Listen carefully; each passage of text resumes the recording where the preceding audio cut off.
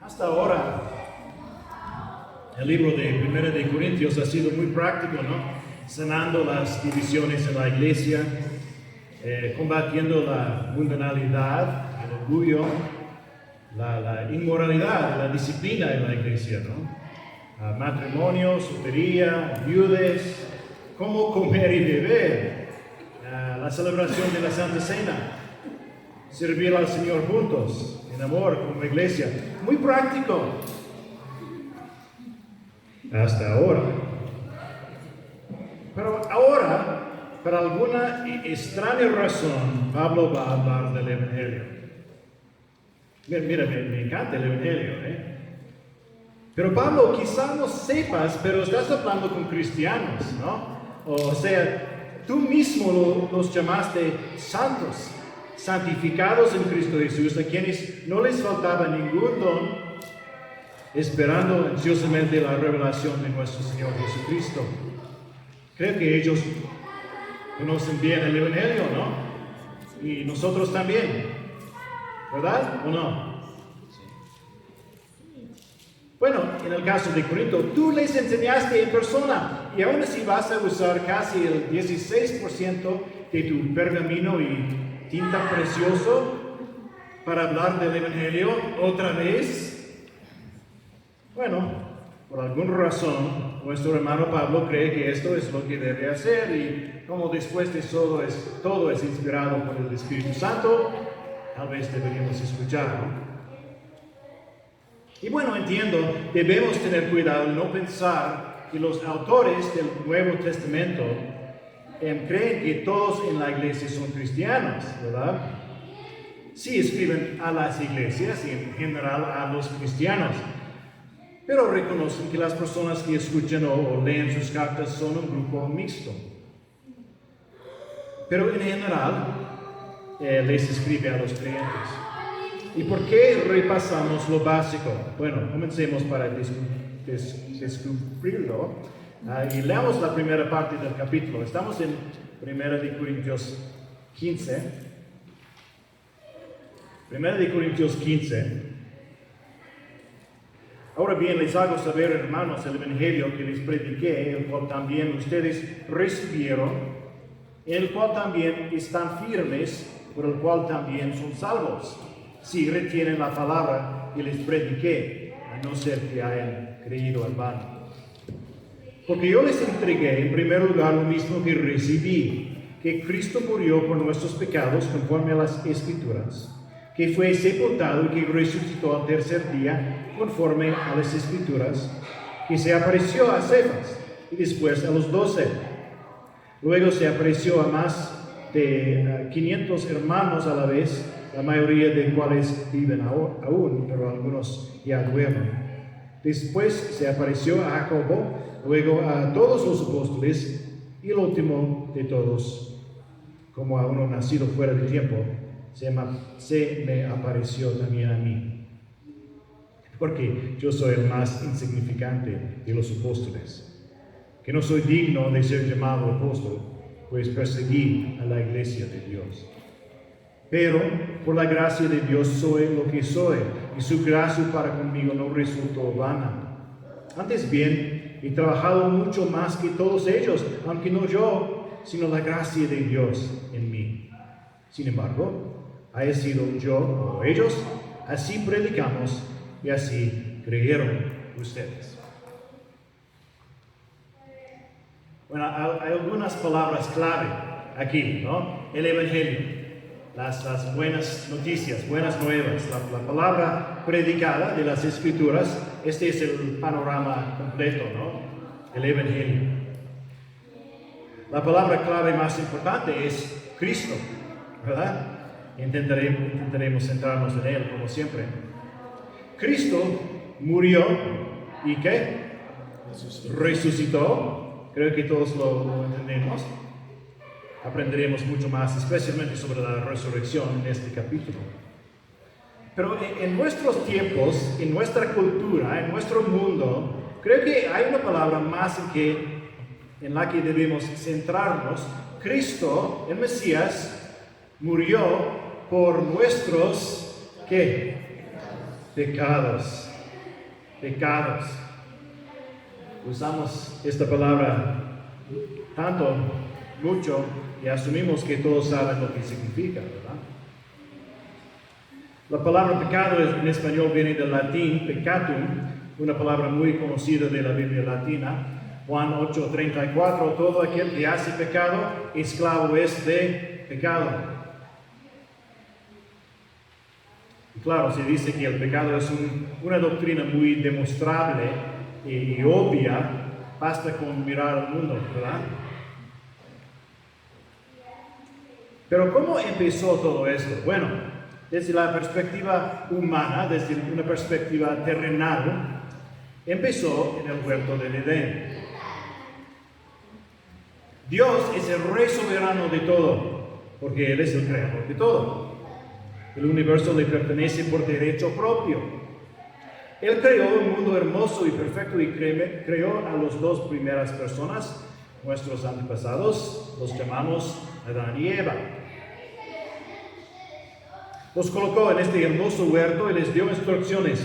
De todo árbol del huerto podrás comer, pero del árbol del conocimiento de la ciencia, del bien y del mal, no comerás, porque el día que de él comas, ciertamente morirás. Pero Adán y su esposa desconfiaron, dudaron, se rebelaron contra Dios. Cuando la mujer vio que el árbol era bueno para comer y que era agradable a los ojos y que el árbol era deseable para alcanzar sabiduría, tomó de su fruto y comió. También dio a su marido que estaba con ella y él comió. Él comió. Adán era el representante de todos los humanos ante de Dios. Su esposa, sus futuros hijos, tú y yo. Y su rebelión es nuestra rebelión.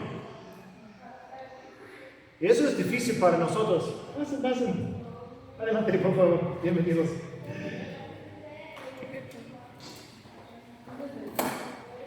Bienvenidos. Hay espacio. Perdón. No, está bien. Gracias. Entonces, la rebelión de Adán es nuestra rebelión. Y eso es difícil para nosotros entender y aceptar. ¿Sí? Pero Pablo dijo en Romanos 5:18, por una transgresión resultó la condenación de todos los hombres. Por el pecado de Adán, la raza humana fue justamente condenada en ese instante a la muerte. Esta enseñanza se llama liderazgo representativo, o tal vez has escuchado liderazgo federal, pero en sus hojas liderazgo representativo. Más adelante verás por qué esa doctrina es tan importante. Y a medida que la historia avanzaba, empezamos a ver más problemas. Lo han notado, ¿no? Los humanos ya no eran perfectos. De hecho, eran rebeldes y desobedientes por naturaleza. Siempre estaban inventando nuevas formas de vivir en oposición a Dios. Romanos 1:30, inventadores de lo malo. Todos eligieron pecar. Todos prefirieron pecar. De principio a fin, nos rebelamos contra Dios, dijo David. Desde la matriz están desviados los impíos. Desde su nacimiento se descarrían de los que hablan mentiras. Salmo 58:3. No hay personas inocentes. No hay bebés inocentes. Cuando la gente hace el bien, lo hace con orgullo, ¿no? Cada día siguen su propio camino. Y sí, hay pequeños, grandes y pequeños, pero el problema aquí es contra quién pecamos. ¿Sí? Incluso en este mundo podríamos mentirle a un vendedor y decirle que no tenemos dinero, cuando en realidad sí tenemos, ¿no? O podríamos mentirle a la presidenta y decirle que no tenemos dinero y por lo tanto no tenemos que pagar impuestos, ¿verdad? Los dos son inmorales, pero uno de estos te llevará a la cárcel, ¿verdad? Y desobedecer al Creador mismo. Le debes tu propia vida. Santiago 2:10, porque cualquiera que guarda toda la ley, pero falla en un punto, se ha hecho culpable de todos. ¿Cómo? No importa el mal, la transgresión, la rebelión. Si quebrantas la ley de Dios, la quebrantas. Eres un infractor. Así que dejamos de lado las cuestiones de pecados grandes y pequeños y cuándo pecamos, cuánto pecamos por otro día. La raza humana es enemiga del Rey soberano. El crimen está probado, la sentencia ha sido de él. Hemos desobedecido en pensamiento, palabra y acción. Y aquí se encuentra en sus hojas una definición de pecado que podría ser útil de Richard Meyer y John MacArthur. Y dice, el pecado es cualquier falta de conformidad con la voluntad de Dios. El pecado es cualquier falta de conformidad con la voluntad de Dios en actitud, pensamiento o acción. En actitud, pensamiento o acción. Cometida activa o pasivamente. Cometida activa o pasivamente. El centro de todo pecado es la autonomía. La autonomía, que es la sustitución de Dios por uno mismo. Sus productos están siempre estrechamente relacionados con el pecado, la soberbia, el egoísmo, la idolatría y la falta de paz, un tipo de paz permanente, especial, shalom.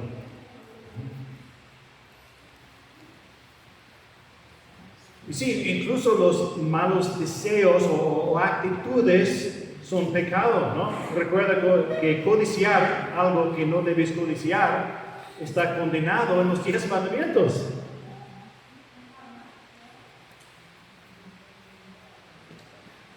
A esto le llamamos deprivación total, deprivación total. Somos esclavos de pecado, muertos en nuestros pecados, contaminados por completo, ¿no? Hay un espacio en sus hojas para escribir eso, deprivación total. Y gracias a Dios, eso no significa que todos sean tan malos como es posible todo el tiempo, ¿no? Por eso podemos estar aquí juntos, ¿no? Y no matar unos a los otros, ¿verdad? Pero estamos completamente contaminados. Piensa en la Ciudad de México, ¿no? No está tan contaminada como podría estarlo, ¿no? Quizás no tanto como antes, pero no hay ningún lugar en la ciudad donde puedes respirar aire puro, ¿verdad? Está totalmente contaminada, ¿no? Deprivación total. Y los humanos no les gusta esta verdad, ¿no? El mundo dice, bueno, la gente en general es buena, ¿no? Solo necesitan más educación, solo necesitan más dinero. Solo necesitamos destruir los sistemas que causan los problemas. Tenemos maestros, banqueros y gobierno, ¿sí?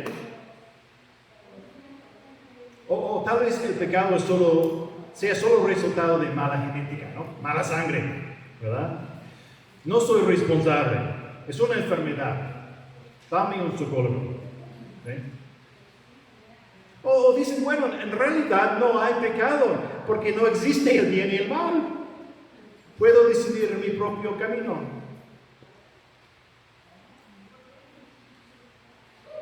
El Espíritu de Dios en su palabra me señala y dice, idólatra. Y yo sé que estoy en rebelión contra Dios y condenado. Un predicador de hace 300 años, Jonathan Edwards, predicó un famoso sermón en que comparó el pecador con una araña, ¿no? Dios te sostiene la repugnante araña de una hilera sobre el fuego, ¿verdad? Y la hilera está a punto de romperse. La persona que pasa junto a ti por la calle se da cuenta de que solo esa hilera lo salva de la muerte y del juicio de fuego en ese momento, porque el juicio viene. ¿Sí? Y cuando el mundo niega el pecado, cuando llama el sexo fuera del matrimonio amor y el asesinato de bebés no nacidos atención médica, cuando considera comprensibles la envidia y la amargura, niega el Evangelio. Al negar que tu pecado existe, al negar que su pecado existe, le roban al pecador la esperanza del perdón y la salvación. Porque hay esperanza, ¿verdad? El versículo 1. Ahora les hago saber, hermanos, el Evangelio, las buenas noticias que les prediqué. Sí, sé que ya les compartí la verdad, pero veámoslo de nuevo. El cual también ustedes recibieron. Gracias a Dios, escucharon el mensaje, ¿no? En el cual también están firmes. ¿Qué fundamento tan firme tenemos, no? Este no es un mensaje para un día cuando conozcas a Jesucristo, es el fundamento de nuestra vida entera. Por el cual también son salvos, ya lo sabemos, ¿no? ¿De qué somos salvos? De la santa y justa condenación de Dios por nuestro pecado. Si retienen la palabra que les prediqué, a no ser que hayan creído en vano. Como en 1 de Juan 2:19, ¿no? Ellos salieron de nosotros, pero en realidad no eran de nosotros, porque si hubieran sido de nosotros, habrían permanecido con nosotros. Pero salieron a fin de que se manifestara que no todos son de nosotros. Hay quienes tienen una fe vacía y inútil.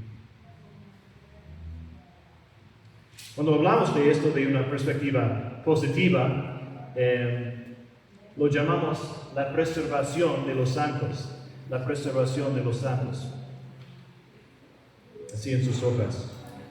Aquellos que tienen una fe verdadera son preservados en la fe por el poder de Dios.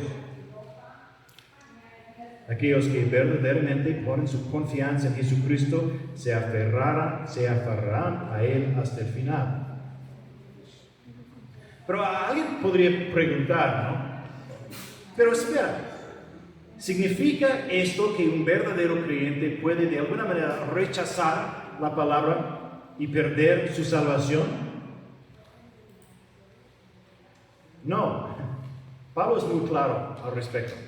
Y bueno, Jesús también, pero vamos a ver qué dice Pablo. Lo dijo claramente, por ejemplo, en Romanos 8, Romanos capítulo 8. Ya está.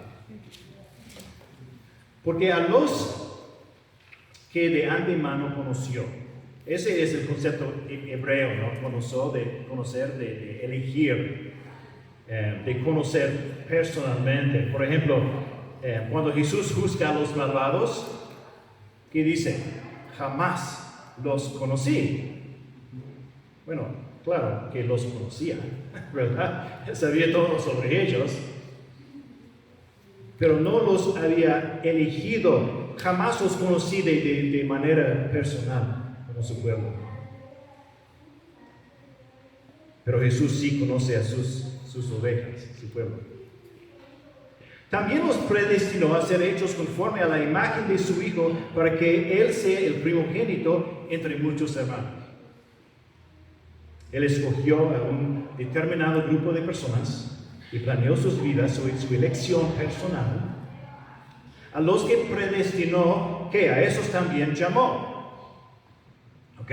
A cada persona que Él eligió, Él llamó. Esto no es simplemente la invitación general del Evangelio a todos, ¿no? Predicamos el Evangelio a todos, gracias a Dios. No, eso es un llamado infalible. Permítanme mostrarles.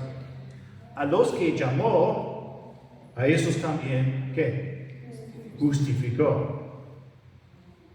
Todo individuo que Dios eligió y llamó es, ¿qué? Justificado. Un pecador declarado inocente. A los que justificó, a esos también glorificó. Sin falta, cada persona justificada será glorificada. Nadie recibe perdón de sus pecados, pecados pasados, presentes y futuros, y luego lo pierde. Nadie es adoptado en la familia de Dios y luego expulsado de ella. Romanos 11:29, los dones y el llamamiento de Dios son irrevocables. Gracias a Dios.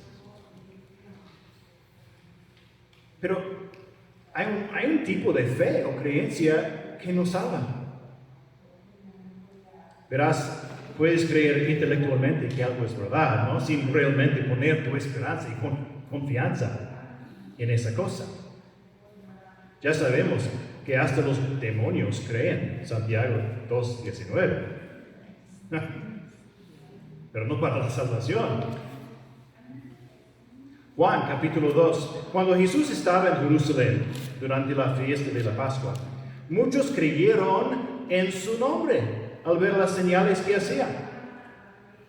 Pero escucha bien, pero Jesús en cambio no se confiaba en ellos, literalmente no se creyó a ellos, porque los conocía a todos y no tenía necesidad de que nadie le diera testimonio del hombre, porque él conocía lo que había en el interior del hombre. Mira, muchos creyeron en cierto sentido, pero no pertenecían a Jesús. Incluso Judas Iscariote predicó el Evangelio, ¿no? Y aparentemente hizo milagros,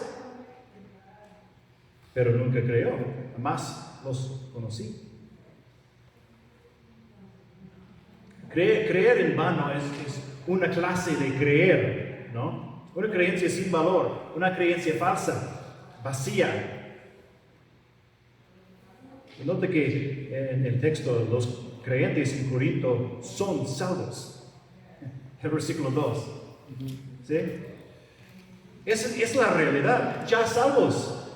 Sí, tienen fe verdadera. Con fruto que dura, como dijo Jesús, los designé para que vayan y den fruto y que tu fruto permanezca. Bueno, hay aquí una forma simple de entenderlo. Conocen la parábola del sembrador, ¿verdad? Ok. El agricultor arroja su semilla y esta cae en todo tipo de diferentes tipos de suelo, de tierra. Por ejemplo, dijo Jesús, una parte de la bolsa de semillas cayó en pedregales, donde no tenía mucha tierra. Y enseguida brotó porque no tenía profundidad de tierra, pero cuando salió el sol, se quemó y porque no tenía raíz, se secó. Y él explica. Aquel en quien se sembró la semilla en pedregales, este es el que oye la palabra y enseguida la recibe con gozo, pero no tiene raíz profunda en sí mismo, sino que solo es temporal. Y cuando por causa de la palabra viene la aflicción o la persecución, enseguida se aparta de ella. Entonces, la tierra es el corazón de esa persona, ¿no? Ahora bien, aquí está la pregunta clave. ¿Cambió el corazón en la parábola? ¿Cambió el tipo de tierra? No, ¿verdad? No hay cambio de corazón.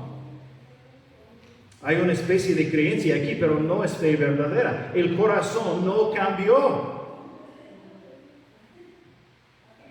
En la ilustración de Jesús, esta persona representada por el suelo pedregoso no tenía un corazón regenerado que luego se convirtió en un corazón de piedra. No, nunca cambió.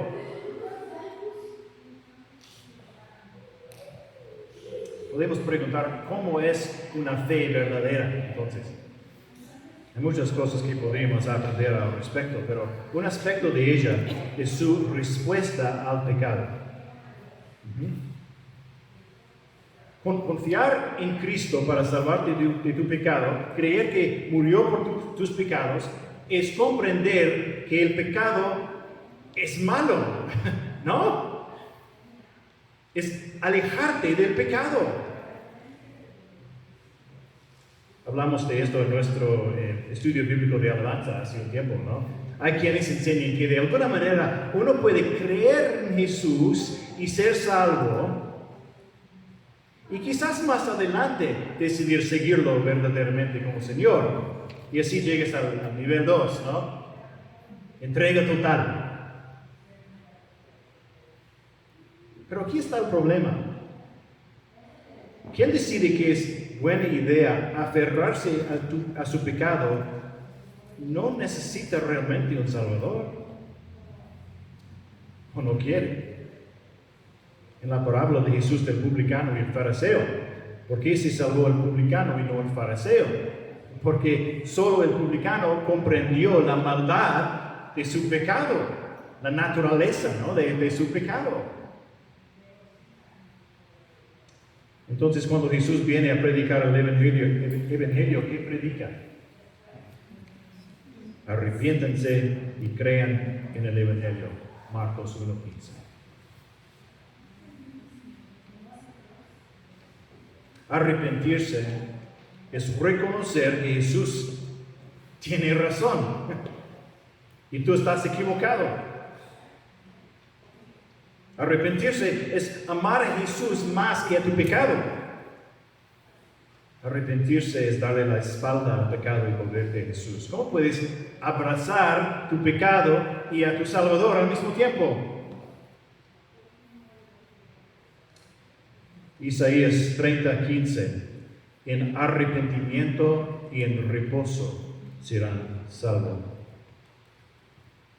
Jeremías 15:7, destruiré a mi pueblo, pues no se arrepintieron de sus caminos. ¿Sus caminos?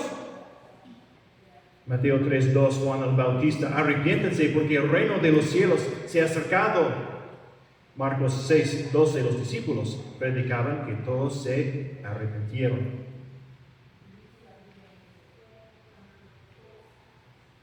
Lucas 13:3, Jesús, si ustedes no se arrepienten, todos perecerán igualmente. Lucas 24, el mensaje de la iglesia, que en su nombre se predicará el arrepentimiento para el perdón de los pecados a todas las naciones. Hechos 3, Pedro, arrepiéntense y conviértanse para que sus pecados sean borrados. Hechos 11, la iglesia en Jerusalén. Así que también a los gentiles ha concedido Dios el arrepentimiento que conduce a la vida. Hechos 17, Pablo, Dios declara ahora a todos los hombres en todas partes que se arrepientan, porque Él ha establecido un día en el cual buscará al mundo en justicia. Segunda de Corintios 7:10, la tristeza que es conforme a la voluntad de Dios produce un arrepentimiento que conduce a la salvación. Hebreos 6:1 habla del arrepentimiento de obras muertas y de la fe en Dios. Y hay mucho más. El arrepentimiento es esencial para el evangelio.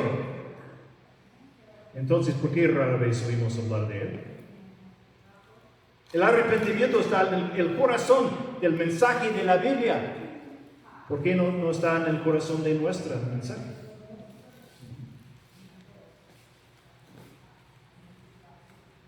El arrepentimiento es alejarse de las obras muertas del pecado. Y no se trata simplemente de lamentarse por su pecado, ¿no? Judas se lamentó, sintió pena, se suicidó y fue a la condenación eterna. Dijo Pablo en su segunda epístola a los Corintios, ahora me regocijo, no de que fueron entristecidos, sino de que fueron entristecidos para arrepentimiento. Porque la tristeza que es conforme a la voluntad de Dios produce un arrepentimiento que conduce a la salvación sin dejar pesar, pero la tristeza del mundo produce muerte.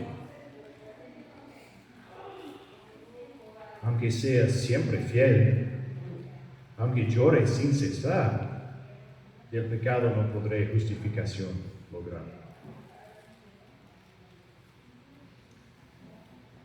Pero alguien podría decir, un momento, ¿no dijo Pablo no por obras? Efesios 2:9. Claro que sí. Hay dos cosas que debemos entender sobre el arrepentimiento. Primero, el arrepentimiento es un don de Dios. No proviene de nuestras buenas intenciones o nuestros esfuerzos, ¿no? Otra vez, Hechos 11. Así que también a los gentiles ha concedido Dios el arrepentimiento. Segunda de Timoteo 2:25. Debe reprender tiernamente a los que se oponen, por si acaso Dios les da el arrepentimiento. Esta es otra razón por la que no puedes destruir tu propia salvación. No proviene de ti, proviene de Dios. Todo nunca estuvo en tus manos sobre las suyas. Pero segunda cosa, Dios no te salva porque cumpliste una lista de buenas obras. Recuerda, eres salvo en ese momento de arrepentimiento. No 6 semanas después, cuando demostraste cuán santo te habías vuelto, ¿no? Tenemos una vida perfecta en Cristo. Es la vida de Cristo, ¿verdad? No somos salvos por nuestras obras y Dios nos está cambiando, santificando con el tiempo. Aún no estamos libres de la presencia del pecado, aunque de su poder. Este es un cambio de actitud, un cambio que siempre conduce a la acción. Siempre. Si amas tu pecado más que a Jesús, examínate. ¿Sí? Quizás no tengas una fe verdadera. Porque las buenas obras siempre vienen de la fe. Pablo predicó a todos que debían arrepentirse y volverse a Dios haciendo obras dignas de arrepentimiento. Hechos 26. Algunos fariseos y saduceos acudieron a Juan el Bautista para ser bautizados, ¿no? ¿Recuerdan? Con su bautismo de arrepentimiento. Pero él sabía que era solo una fachada. Les dijo, den frutos dignos de arrepentimiento. No piensen que pueden decirse a sí mismos, tenemos a Abraham por padre, porque les digo que Dios puede levantar hijos de Abraham de estas piedras. Pero soy cristiano de cuna. No, pecador de cuna. Se requiere arrepentimiento personal. ¿Sí? La Biblia a veces simplemente dice creer, ¿no? Pero, ¿qué es eso? ¿Solo creer que Jesús murió? Claro que no. Es arrepentimiento y fe. A veces la Biblia simplemente dice fe, pero ¿qué es eso? ¿Simplemente decir una oración? Claro que no. Es confesar tu pecado sabiendo que Jesús murió, no que murió simplemente, murió por nuestros pecados conforme a las Escrituras. ¿Ves lo importante que es esa palabra? Pecado. Si nunca te has arrepentido y creído en el Señor Jesús resucitado para el perdón de tus pecados, no importa si tu familia es cristiana, o si has estado en la iglesia todos los domingos, todavía estás en tus pecados. Arrepiéntense y crean en el Evangelio. Ay, pero Jaime, mi vida ha sido muy complicada, ¿no? No veo escapatoria. Hay algunas manchas que no se pueden borrar. Antiguamente se usaba un tinte muy fuerte para teñir la ropa de una escarlata brillante, ¿no? Si ese tinte se derramaba donde no debía, qué desastre. La mancha jamás salía.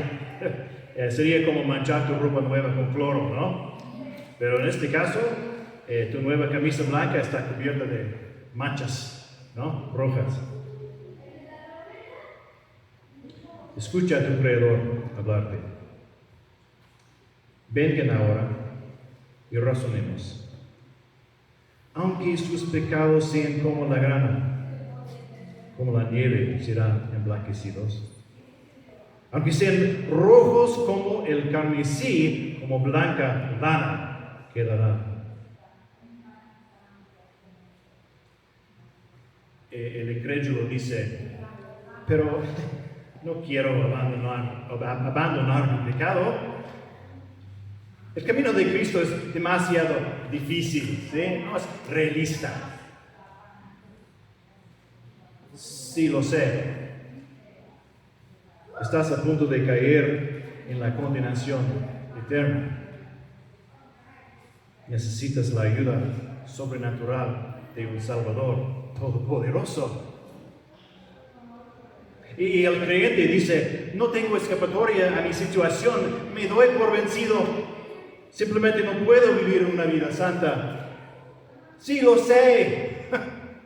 Necesitas la ayuda sobrenatural de un Salvador todopoderoso.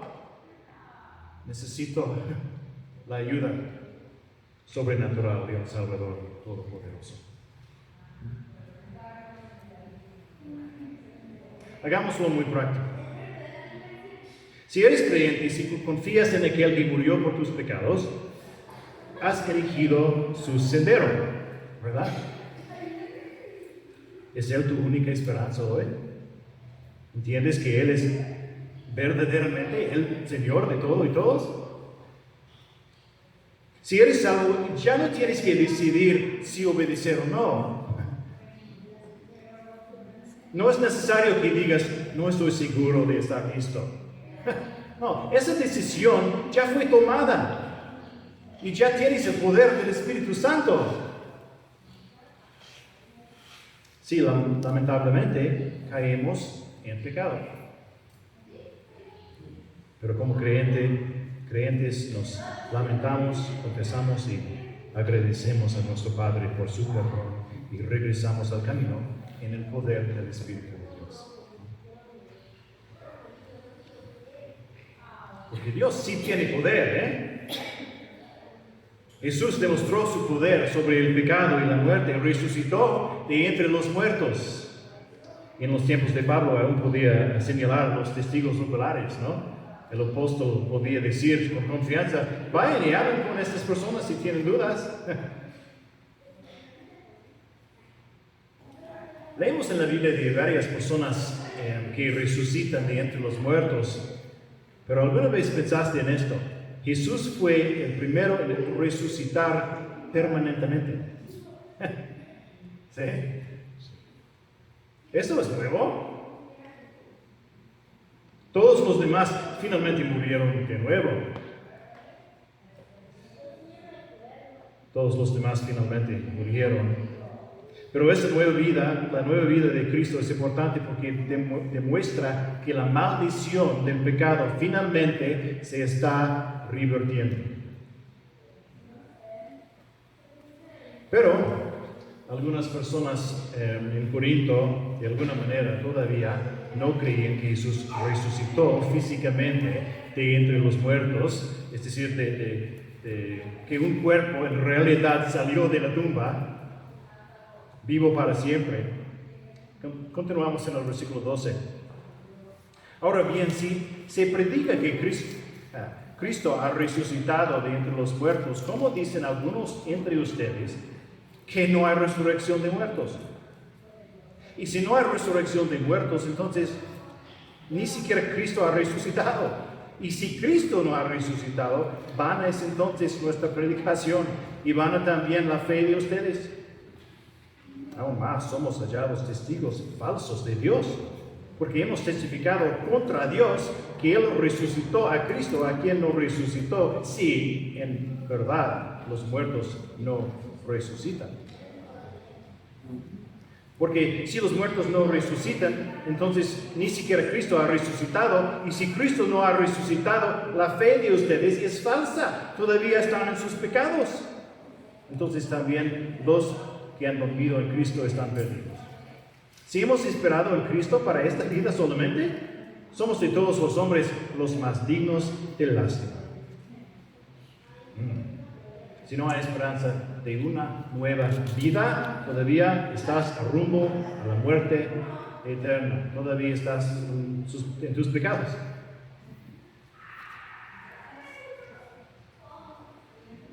Y una de las palabras más bonitas de la Biblia, pero, en el versículo 20, pero ahora Cristo ha resucitado de entre los muertos, primicias de los que durmieron.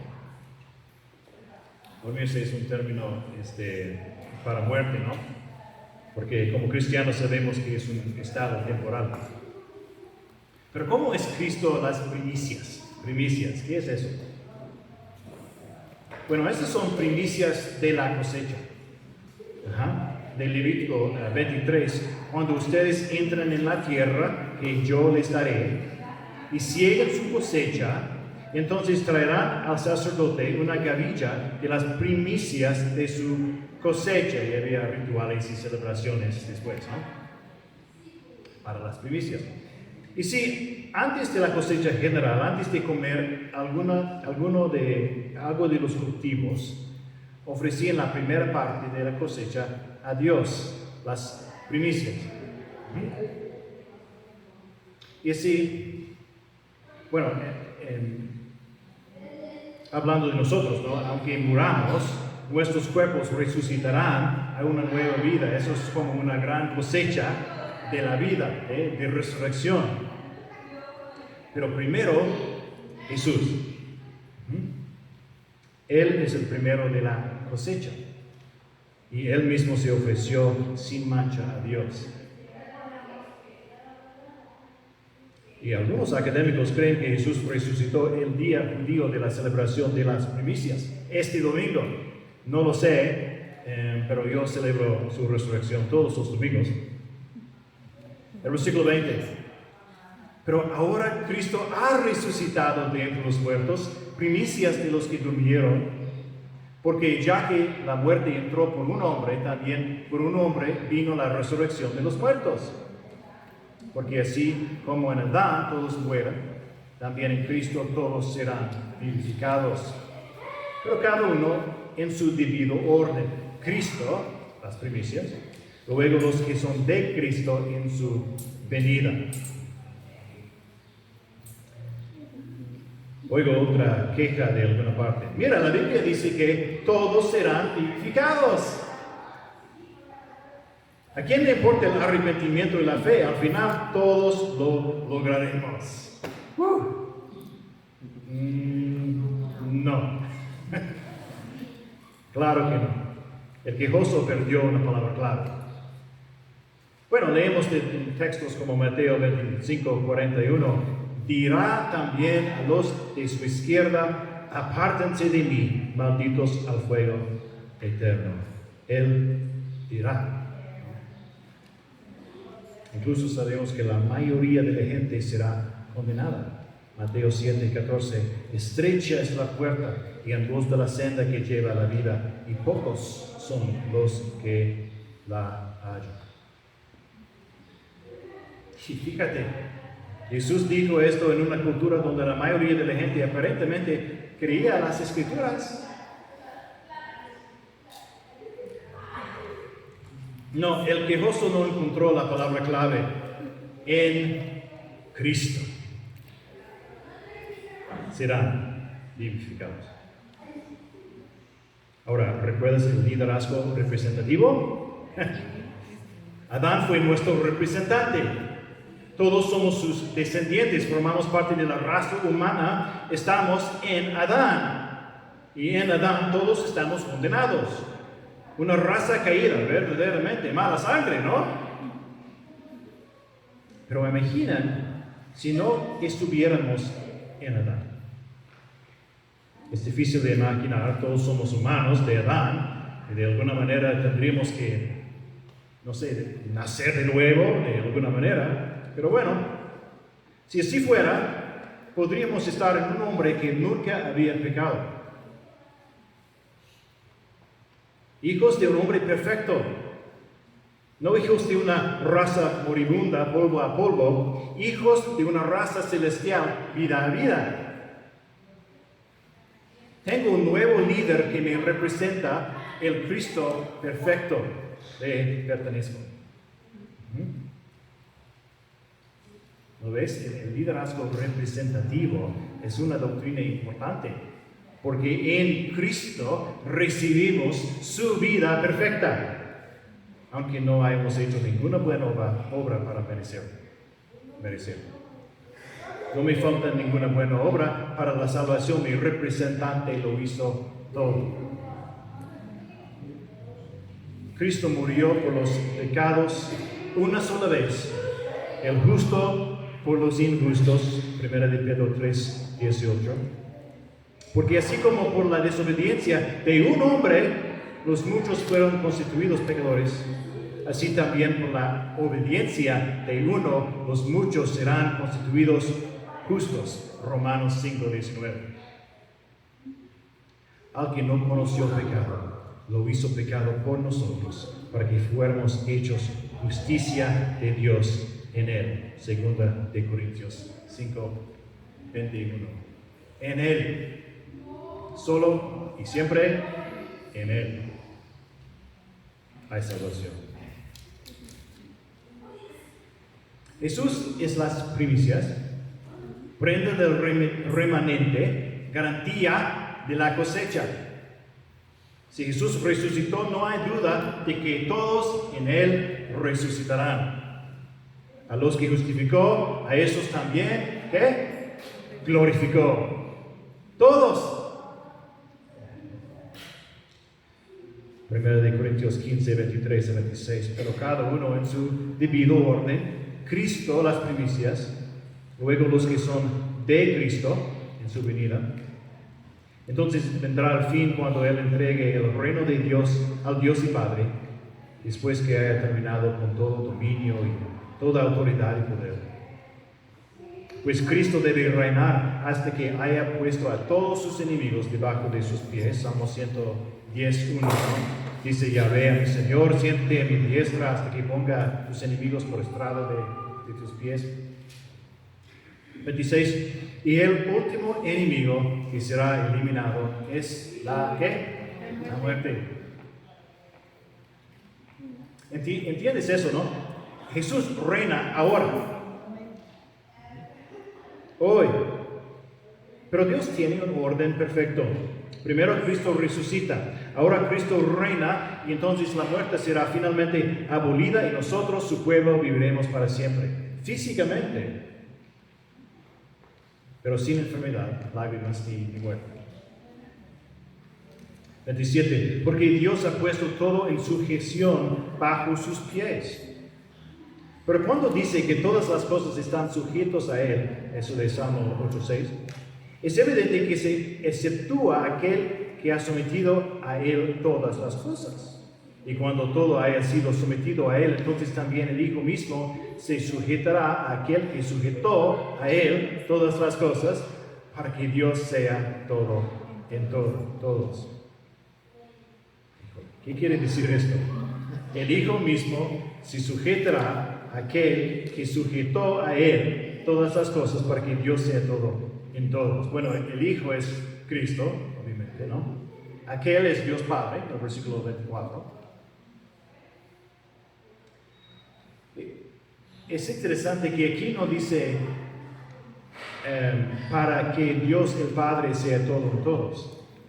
Pero Dios. Bueno, eso no significa que Jesús ya no será rey. No recuerdo lo que el ángel Gabriel le dijo a María, ¿no? Concebirás en tu seno y darás a luz un hijo, y le pondrás por nombre Jesús. Este será grande y será llamado Hijo del Altísimo, y el Señor Dios le dará el trono de su padre David, y reinará sobre la casa de Jacob para siempre, y su reino no tendrá fin. Lucas capítulo 1. Así es como lo entiendo. Aquí es cuando Jesús cumple su misión. Él presenta a su Padre un pueblo perfecto, santo, justo y alegre. Y sin embargo, siguen siendo su pueblo. Y Él sigue siendo su rey. Pero el Dios Trino, Padre, Hijo, Espíritu Santo, lo será todo en todos. La Trinidad en perfecta gloria, compartida y completa armonía es el centro de nuestra adoración eterna. Apocalipsis 11:15. El reino del mundo ha venido a ser el reino de nuestro Señor y de su Cristo. Él reinará por los siglos de los siglos. Y tenemos que gritar, amén. Hermanos, esto es lo que contribuimos a nuestra salvación, nuestra mortalidad y nuestro pecado. No hemos ganado la victoria, nosotros. No fuimos lo suficientemente inteligentes para entender la Biblia, ni lo suficientemente humildes para recibir a Cristo. No, hermanos, la victoria es suya.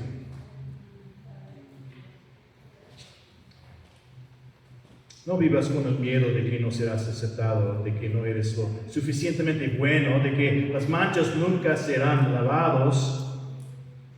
Bueno, es que tengo que creer más, ¿no? Y estar más triste, más sincero. No, hermanos. Él ya vivió la vida perfecta y pagó la vida. ¿Tienes miedo de no poder lograrlo? ¿No puedes vivir una vida lo suficientemente buena? Estás buscando la salvación en la persona equivocada. Cristo terminará su misión. Ninguno de su pueblo se perderá. Filipenses 1:6. Estoy convencido precisamente de esto, que Él que comenzó en ustedes la buena obra, la perfeccionará hasta el día de Cristo Jesús. Juan 6:39, y esta es la voluntad del que me envió, que de todo lo que Él me ha dado, yo no pierda nada, sino que lo resucite en el día final. Hebreos 10:14, porque por una ofrenda Él ha hecho perfectos para siempre a los que son santificados. Hebreos 1:3, el Hijo ha efectuado o llevado a cabo la purificación de nuestros pecados. Su misión está cumplida y se cumplirá. No hay duda. Por eso, en arrepentimiento y en reposo recibimos nuestra salvación, como dice Isaías.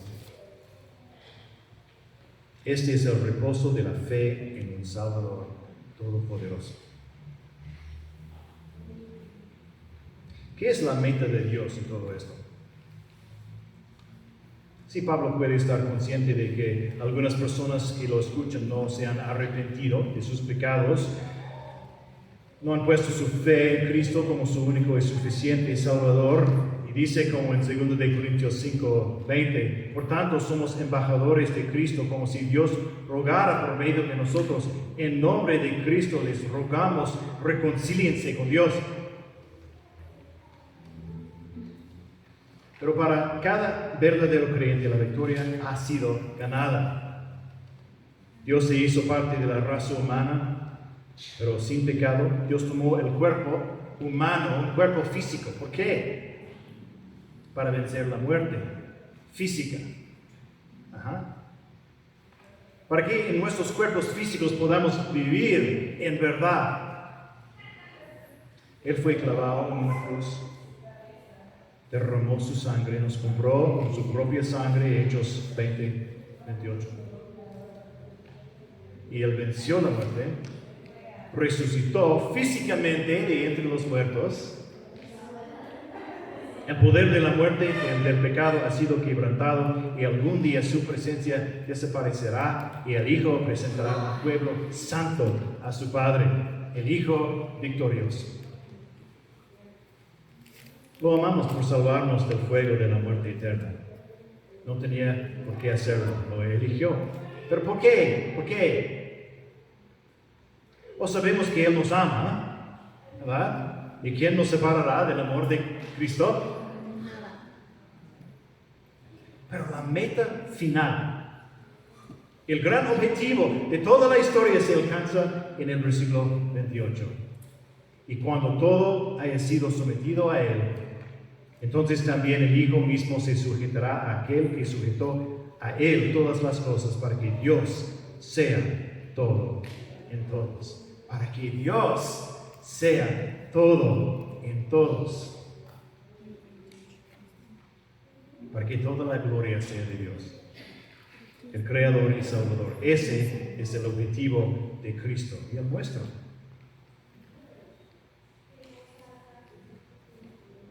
Al que está sentado en el trono y al Cordero sea la alabanza, la honra, la gloria y el dominio por los siglos de los siglos. Apocalipsis 5:13. Hermanos, necesito escuchar este mensaje otra vez y otra vez y otra vez. Me recuerda el amor de mi Salvador. Me recuerda su victoria. Me recuerda que porque Él es victorioso, yo también lo soy. Y vamos a hablar de eso hoy en 8. Me recuerda el propósito de todo esto: la gloria y adoración eterna de Dios. 1 de Timoteo 1:7. Por tanto, al Rey eterno, inmortal, invisible, único Dios, a Él sea honor y gloria por los siglos de los siglos. Amén. Tenemos que leerlo juntos. Pónganse de pie por un momento. Vamos a leer 1 de Timoteo 1:7 para reconocer de nuevo la gloria, la victoria de nuestro Dios. 1 de Timoteo 1:7. Por tanto, al Rey eterno, inmortal, invisible, único Dios, a Él sea honor y gloria por los siglos de los siglos. Amén. Gracias. Pueden sentarse.